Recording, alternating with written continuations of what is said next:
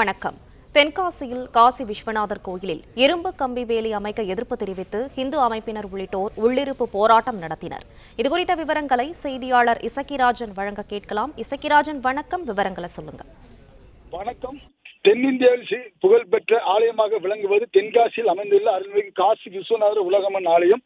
இந்த ஆலயத்தில் வருகின்ற ஏப்ரல் மாதம் கும்பாபிஷேகம் நடைபெற உள்ளன. இதன் தொடர்ச்சியாக ஆலய நிர்வாகம் அந்த ஆலயத்தின் முன்பு உள்ள பகுதிகளில் தடுப்பு கம்பிகள் அமைத்து மாலை வேளையில் பக்தர்கள் மற்றும் பொதுமக்கள் சுற்றுலா பயணிகள் யாரும் அமராவனம் தடுப்பதற்கான வேலைகளில் மும்முரமாக ஈடுபட்டுள்ளனர். இதனை அறிந்த இந்து அமைப்பினர் அதனை செய்யக்கூடாது என்று எதிர்ப்பு தெரிவித்து கடந்த திங்கட்கிழமை தென்காசி மாவட்ட ஆட்சியரிடம் புகார் மனு அளித்தனர். இதன் தொடர்ச்சியாக இன்று ஆலயத்திற்குள் உள்ளிருப்பு போராட்டத்தில் ஈடுபட்டனர். இதை தகவல் அறிந்த தென்காசி மாவட்ட போலீசார் அவரிடம் போய் பேச்சுவார்த்தை நடத்தினர். இதன் தொடர்ச்சியாக ஆலய நிர்வாகம் தற்பொழுது தற்காலிகமாக அதை வாபஸ் வாங்குவதாக கூறியுள்ளதாக தகவல் வெளியாகியுள்ளன. தொடர்ந்து தென்காசி வட்டாட்சியர் அலுவலகத்தில் இது குறித்து பேச்சுவார்த்தை நடைபெற்று வருகிறது. தொடர்ந்து இந்த சம்பவம் தென்காசி பகுதியில் பரபரப்பை ஏற்படுத்தியுள்ளது.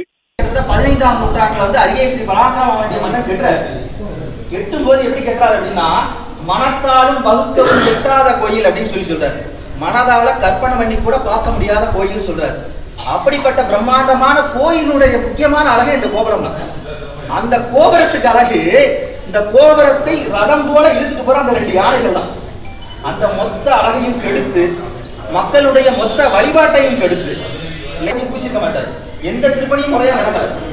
அதையெல்லாம் விடாம மேலோட்டமா பெயிண்ட் அடிச்சு உபயோகித்துட்டு இந்த கோயில் திருப்பணிக்கும் கும்பாபிஷேக திருப்பணிக்கு எந்த விதத்திலும் சம்பந்தமே இல்லாத பணியாக இன்னைக்கு கோயில் வாசல்ல கேட்டு போட்டு அடைச்சிட்டு இருக்காரு.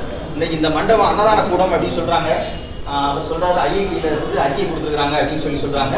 இந்த மண்டபத்தை இடிச்சிட்டு, இந்த பீம் மிகப்பெரிய கீரல் விழுந்திருக்கு, மண்டபத்தை இடிச்சிட்டு முழுமையா புனரமைக்கணும்னு சொல்லியிருக்கிறாங்க. அந்த வேலையெல்லாம் பார்க்காம விட்டு கிட்டத்தட்ட ஒரு 75 லட்சம் ரூபாய் இதுக்கு எஸ்டிமேஷன் போட்டிருக்காங்க. போட்டு 4 பக்கம் கிரிக்கெட் போட்டு மாட்டியிருக்காரு.